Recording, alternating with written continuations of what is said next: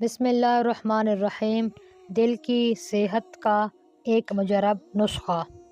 ہمارے حضرت مفتی ولی حسن صاحب نور اللہ مرقدہ ارشاد فرماتے تھے کہ ہر نماز کے بعد اپنا دایاں ہاتھ دل کے مقام پر رکھ کر 7 مرتبہ یہ دعا پڑھیں، پھر ہاتھ پر دم کر کے دل کے مقام پر پھیریں۔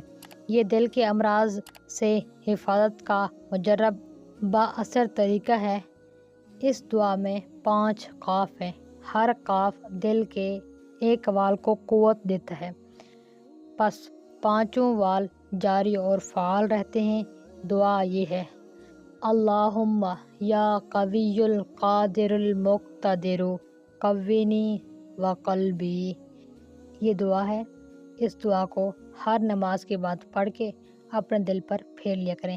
وہ حضرات جن کے دل میں وال وغیرہ کا مسئلہ ہے یا پھر ہارٹ اٹیک کا خدشہ رہتا ہے، ان سے گزارش ہے کہ اس دعا کی پابندی کریں۔ شکریہ۔